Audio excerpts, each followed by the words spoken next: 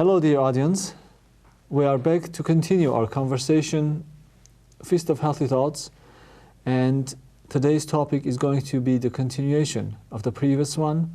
We started talking about the Lord's Prayer, the most wonderful prayer ever used in the history of humanity. Over 20 centuries now, in every century it has gained more value for humanity. And we try to explain the first line, Our Father who art in heavens. So we are going to continue from the heavens to see what did Christ understand by heavens, or what did he try to explain to his disciples by heavens, that their Lord or their God lives there or abides there.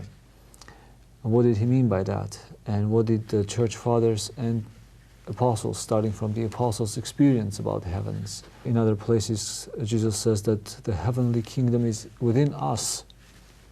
Now, is this heaven also, or are these heavens within us, or this is different heavens? Or we are in those heavens? Dr. Fitzgerald, thank you for sharing your thoughts. And we would like to speak about this reality that we cannot see or we can dream about. The more the science discovers about the universe, the greater it becomes, or unreachable it becomes. The more we know about the universe, the smaller we get. We realize how small and how humble we should be. Now we're saying that the universe is infinite. There is no end, there is no beginning. And that's the heavens, perhaps, or heavens are beyond that infinity. It gets to a point where we can't do any more, but it's every now and then, it's good to ponder. I like that's a good word, to ponder, to go as deeply as we peacefully can and consider what this is about. And right, we might start getting a brain cramp after a while, but when it's done with a sense of wonder, then it becomes an entryway into opening ourselves up to this wonder and allow ourselves to be more aligned with the love of God, so that the love of God can reach us better. And so that we want to start this episode with the second half of the first line of the Lord's Prayer, which is, Our Father, who art in heaven. But just to begin with a bit of review, that this prayer is arguably the favorite prayer of the Christian church. It came out of an intimate conversation between Jesus and his disciples, who said, Lord, teach us to pray. They wanted more of what the Lord had, or at least what the Lord had to offer them. And I look at that as a sweet conversation. It wasn't a militaristic conversation. It wasn't triumphalistic. It wasn't, guys, Lord, tell us guys how to do things here. No, it was like, Lord, tell us, help us. We want more, like children. Do you think that it was also a result of the criticism that Jesus had for the methods and ways of prayer of his time? He was criticizing sometimes, saying, don't pray this way, don't be hypocrite when you're praying. Absolutely. Don't pray in places where you're showing off. He says, go to your closet and pray. And at times he prayed with his disciples, so he showed with his life. At times he went alone to pray, his closet, so to speak, with God the Father. At other times, he needed his disciples close by to help him pray. And so that tells us the wide range of varieties of ways we can pray, either personally in the presence of God and with others. And all of that's good. And so for him to, when they're asking in this thirsty way, seeing, okay, help us really pray, help us really grow the way we're called to. I'm sure they were getting tastes of this as their relationship with the Lord grew. He said, okay, here it is. Get into your closet. Take off your shoes. I'm kind of, this is holy ground. I'm mixing phrases from the scriptures here. But I think the listener will understand the respect and the awe and the vulnerability we are called to have when we approach God. We don't come in as tough guys. We come in as transparent and as vulnerable and as open as we can in the moment. Sometimes we can do that very well. Sometimes we can only do that a little bit. But by the phrase starting with Our Father, puts us, bears witness to that openness, to that vulnerability, that we are united because we are, all of humanity, created by this Father who is a Father beyond our understanding. We talked about that's just a hint about who God, the first person of the Trinity, is for us, but it helps align us in the right direction with that person to grow in relationship with Him. And then the second part of that first line, who art in heaven. Or in English, we could better translate it as who abides in the heavens. The last word of that phrase is in the original Greek in the plural. Oendis uranis. Uranis means the heavens. He who is in, en, but it's more of it's a very powerful little word, that en, epsilon, e sounding, ni, en, which might better be translated into English as who abides, who is deeply present and living and growing in that place in the heavens. And so where God is, which is, as we said in the previous episode, outside our understanding, outside any concept we can think of that's related to creation, in the heavens, it's a place that's not static. It's not just a heaven, it is heavens, many heavens. And as you cited St. Paul's reference to in one of his, when he was praying once, or someone was praying, but we think he was referring to himself, that there was this man, he was caught up in the heavens and he doesn't know which one it was, kind of bears witness to what the Lord is talking about, that where God abides, that place he calls us to, that he wants to share with us madly, has many mansions in it, goes on, and is very rich, and he just can't wait to share it with us. Another place where heaven is used is in Genesis, when God created the heaven and earth. Did he create heavens, and these are the same heavens, you think, that Jesus is referring to, or? Well, there's the heavens of creation, right? The outer layers of creation that we don't know, that we look at in wonder from planet Earth, and sometimes a few machines that we put out there, we fly out there. And then there's the kingdom of heaven, I Basilia, the where God abides. And in the end, it's all going to be all in all. It's all going to be God being fully present in a way we don't even understand at some point that's even much more than we know now. And so sometimes need to think of what angle of heaven we're talking about. Is it where God is abiding, the heavenly realm, or are we talking about creation, the stars, the moon, the planets? The context of the scriptures will probably tell us. Even when we say our Father, and remember we talked about Father and how that could be misinterpreted and how it's been abused, the term Father, but how radical it was for Jesus to teach his disciples, his followers, to pray with the words our Father, our Abba, our Daddy, our Baba in Greek. It's a radical term. There's no religion that I know of from that time, from those times, that encouraged people to pray to the heavenly God in such an intimate manner and familiar manner. And perhaps the Lord's Prayer is the history of salvation. If we look at it from the end of it, we can see the progressive salvation of human beings, delivered from the evil, and then we forgive each other, and then we have our daily bread, and we reach to our Father who adopts us through his Son's incarnation. So it's kind of like it's like the story of salvation. The story of salvation, the journey of salvation. We said earlier in the previous episode, two things are happening. It points to the journey, and at the same time it points to relationship. Two prisms to appreciate that overlap what this is about. We are in a relationship, we are on a journey, especially as we look at the rest of the prayer. We are walking in relationship, growing in relationship. There are longer prayers that we'll find in the Bible or through the history of the Christian church, but this is arguably the favorite prayer. In fact, St. John Chrysostom, the famous Christian patriarch from the 4th century, who was a patriarch of Constantinople, would refer to the Lord's Prayer as the crown of all prayers. Just even saying our Father, just even saying Abba, Father, Daddy, referring to God, that this is an audacious thing. This is turning things upside down to how the Lord's disciples grew up about how to pray. This God is personal, this God is caring, this God cries, so to speak. Well, God doesn't need us in the way we need God, but he loves us so much, he loves us to follow, that he craves our love in a way that God does. I don't know how that is, but he does.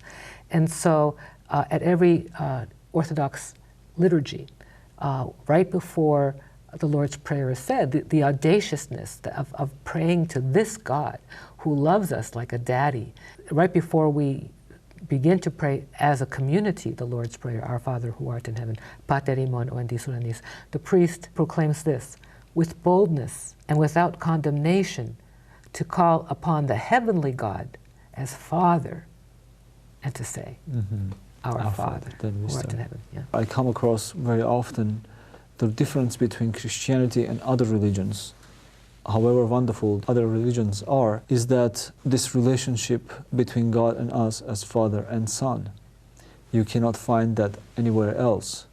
You can find master, you can find some kind of abstract relationship or striving to be worthy to become something like God, but you never find the Father and Son relationship where you don't start the relationship because you're the son. When we have sons and daughters, they are not responsible for being our son. We are responsible for them to be our sons and daughters. And in Christianity, I think that's the beauty, that we are the son.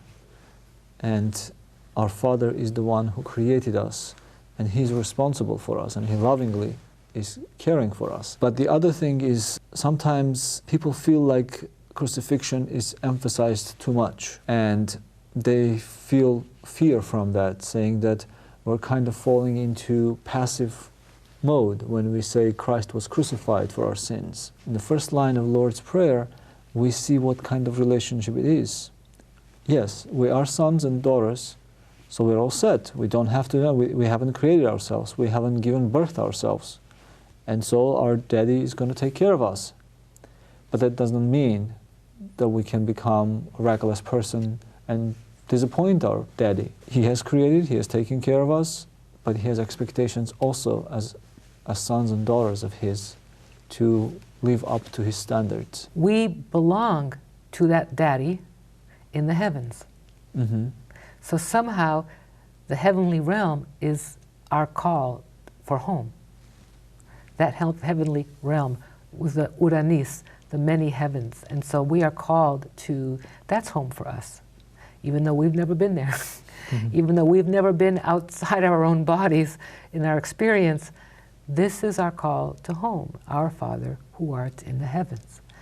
And we're all united in that. And that's another reason why we say Abba, Daddy. We're like immigrants dreaming about the homeland. You are like immigrants. Father, you're still there. There it is, there it is, there it is. And are we worthy? Make us worthy. Help us be worthy, because we're broken, we're finite, and we're sinful, and we make blunders, and we don't see well, and we make the wrong choices. You're still our Father. Help. And that's also at the foundation of the assumptions with that first line of the Lord's Prayer.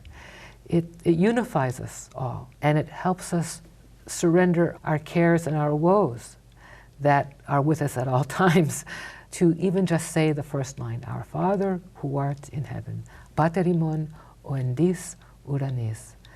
This prayer, from the earliest of the Church's experiences, was, as we said earlier in the previous episode, taught to Christians once they were baptized and received fully into the life of the Church. So once they were baptized and chrismated, were confirmed into the life of the Church, only then were they allowed to be taught this mystery of what it now means to be a child of God as a baptized Christian member of the Church, and to pray fervently this prayer several times a day, at the very least 3 times a day. That's been the custom for centuries within the life of the Eastern Church. This should be part of the air we breathe. In the seminary, one thing always struck me and made me very happy was part of the theology where it said that Christ, through His incarnation, has become one of us and has adopted us to His Father as His brothers and sisters. It made me so happy always when I heard about what has happened through His incarnation. We have been adopted back to Father. We were servants, now we're children of God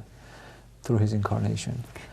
And that's beautiful. And you mentioned that earlier, and a few minutes ago in this episode, and you used the word sons a few times. And I want to pick up on that, because we mentioned in the previous episode that when we read in the scriptures referring to God's children, and oftentimes it is saying children in the Greek, and sometimes it's saying sons. It's saying ye, in plural, ios, which is singular, son, or sons, ye. To remember that when it comes to the gospel, and if we're talking about being adopted sons of God, it is like saying to those who follow Christ that we are all firstborn sons, because not every male got to be a firstborn son. So we are all firstborn sons of God in a way that affirms our whole personhood. I don't have to stop being a female, and the gifts God gave me as a female human being, female human person. But paradoxically, that endowment is there for me and all my brothers and sisters, even if we're not firstborn sons in the family.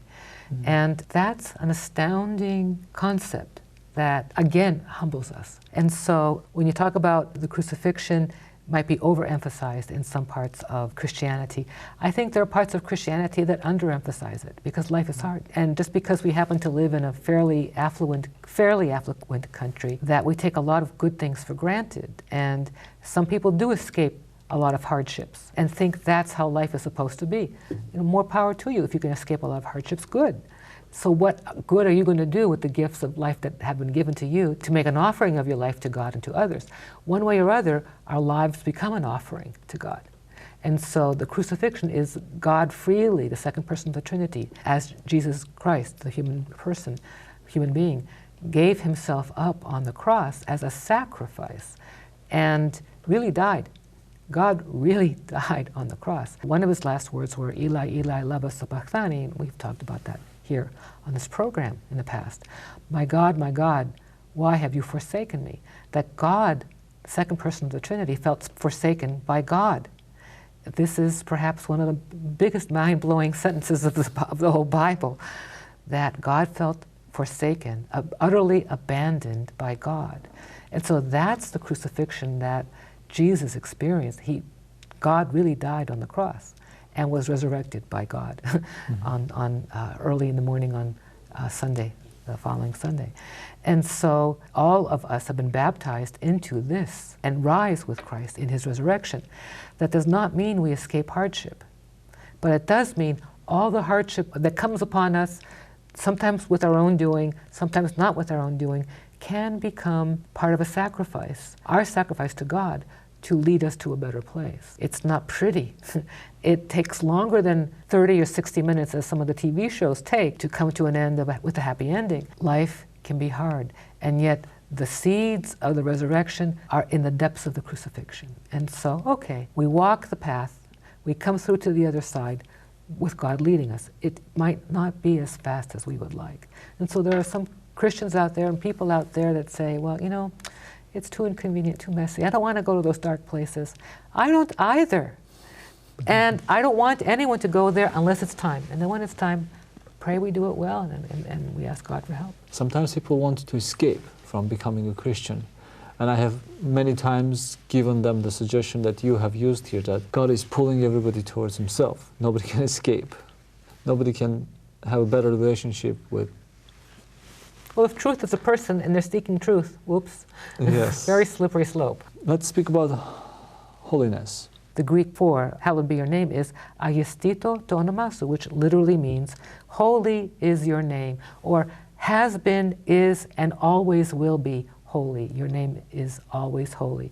And so there's two things going on here. Holiness points to that which God is, because God is holy, we're not. God is completely other. God is completely beyond our imagination. When we think of agios, the Greek word for holy, we think of God who is completely other. God who's in a category by himself. We can't even think of that category. That's where holiness abides. And so holy is your name, that which God is and that we're not. The name of God is holy. Just to conceive the name of God as being holy puts us in relationship with God himself.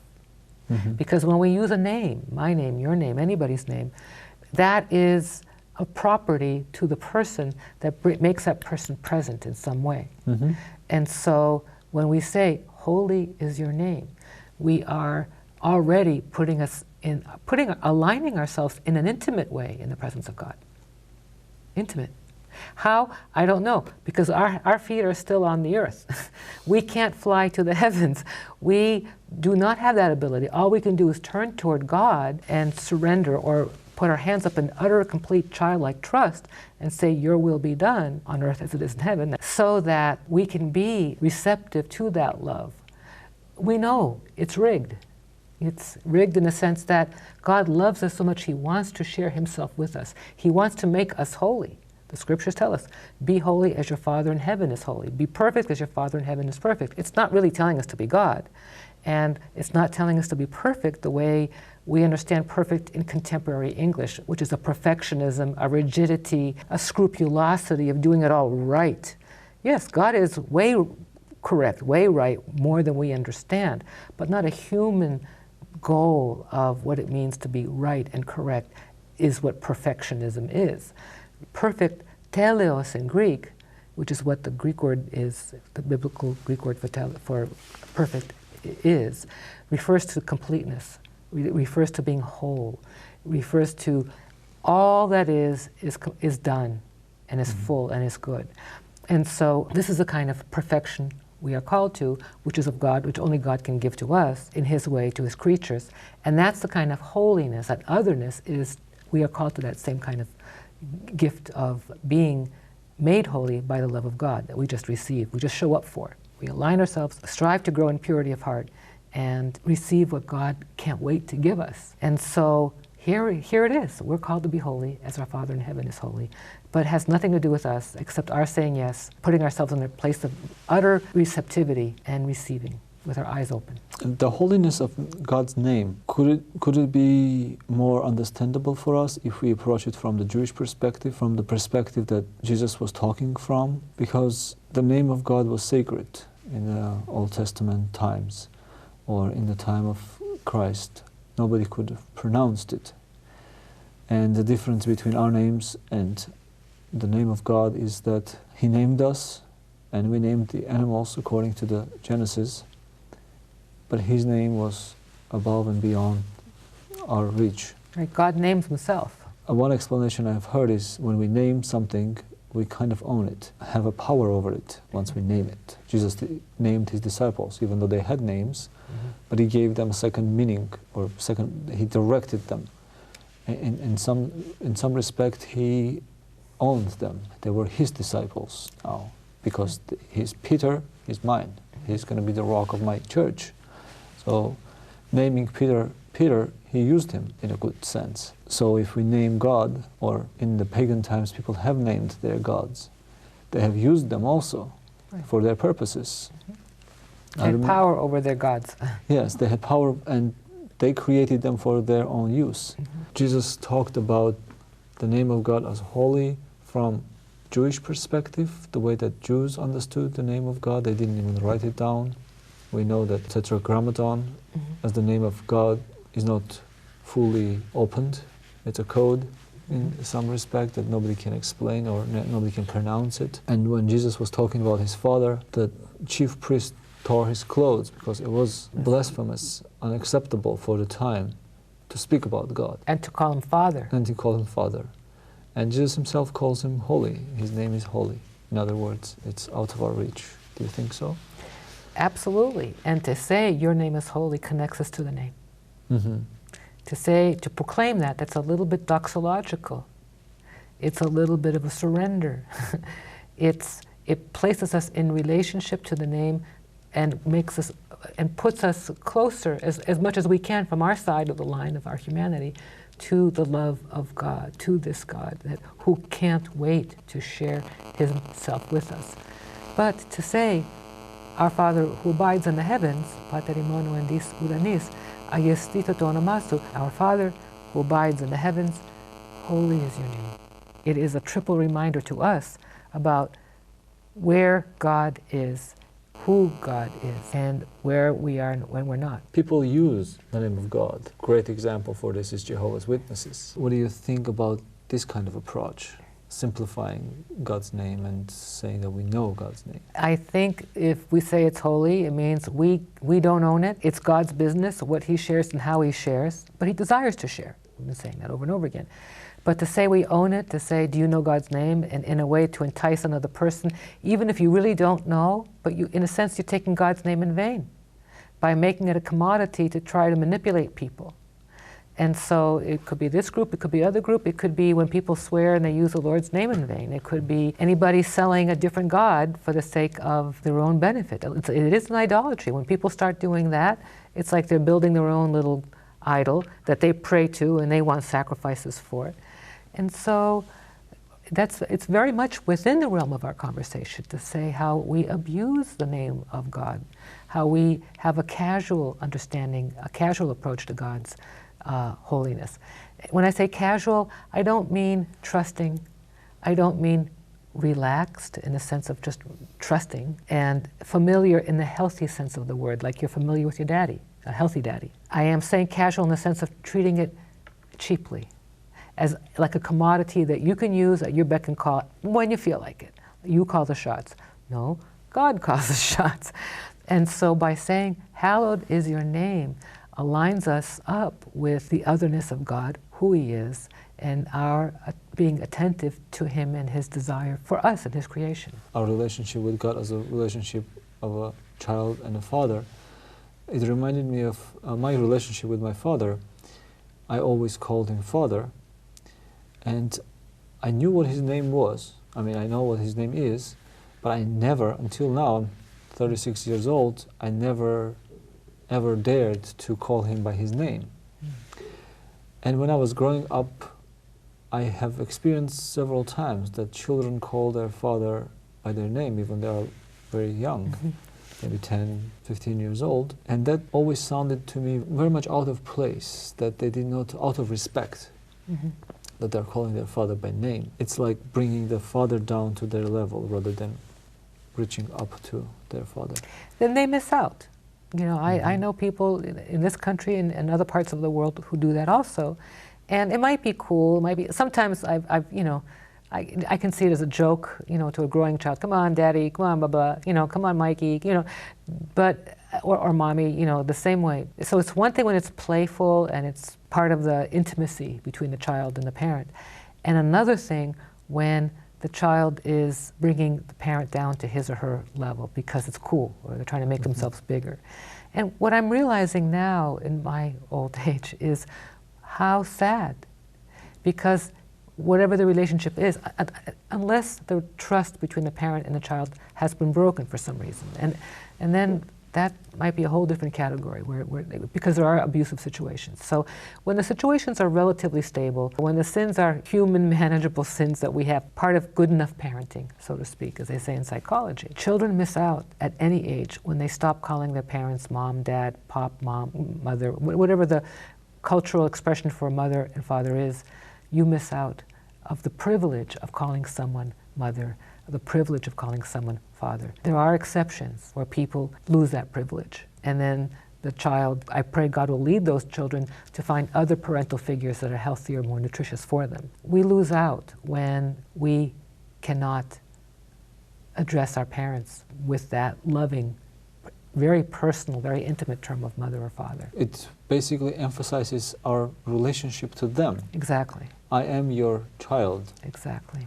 When we call him or her mother or father, we're constantly emphasizing in our conversation that I'm here and you're there. You are my parent and I'm your child. Once we cross that line and start using the name itself, we're kind of erasing all the borders. So the child is missing out, and the parent, but the child especially is missing out on that privilege, on that gift.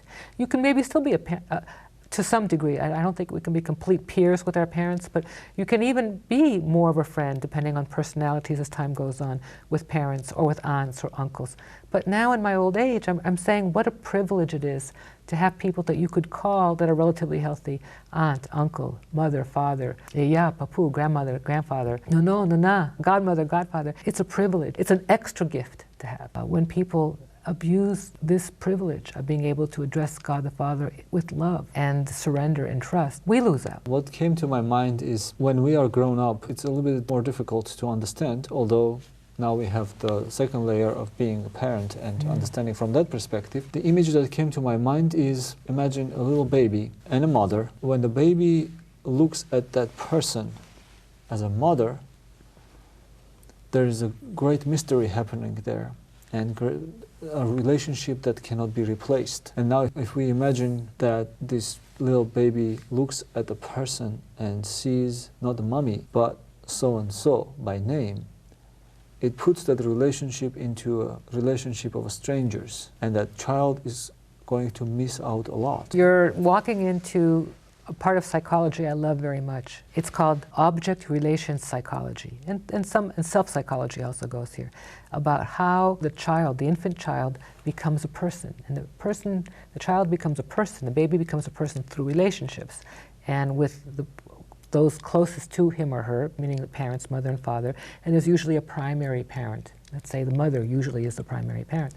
And the child begins to experience who he or she is, the child being I am, through that relationship with mother and the other supporting parents, by the way, and relatives that might be there. The importance of that relationship with the primary parent, that the baby experiences the beginnings of I amness through that relationship. And so it's important to cultivate healthy, strong relationships in this way. And so what I hear you saying is that when we sort of don't appreciate the sacredness, I will use Christians will call that sacred. Others would call it important, fundamental.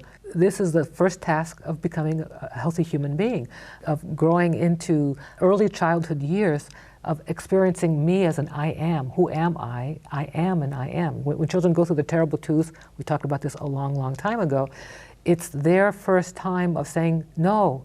You know, they're saying no because they can say no. They are an I am, they can say no. I am me and you are you. And that's, in psychology, one of the child delighting in that separateness, because that's good. The child's discovering his or her own autonomy, and then they go through various stages throughout the rest of their life, learning, experiencing their own autonomy. But you can't experience your autonomy until you have a sense of I amness. And so this bond between the parents and the child, especially the primary parent, usually the mother, is sacred in Christian thought, Judeo-Christian thought, and other spiritual disciplines as well, thinking, and even, quote, so-called secular. It's critical. And when that sacredness is broken by naming it a person, then it becomes a small person. Oh, demoting it. Yes. It's a demotion. But the culture, the child needs what it needs from the parent. I don't think the child will be able to demote it personally.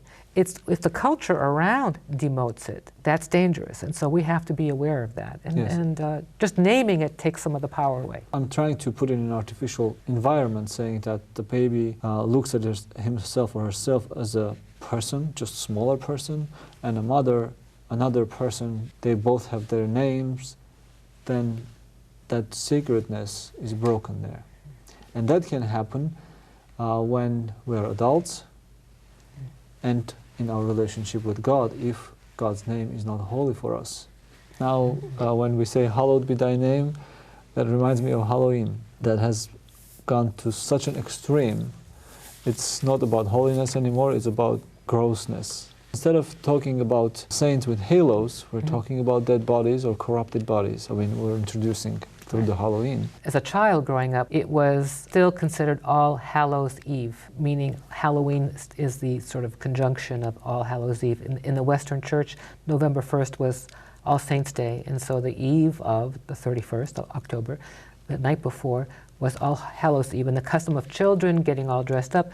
Yes, I would think to imitate heroes and heroines from the past, including saints, that was probably the intention.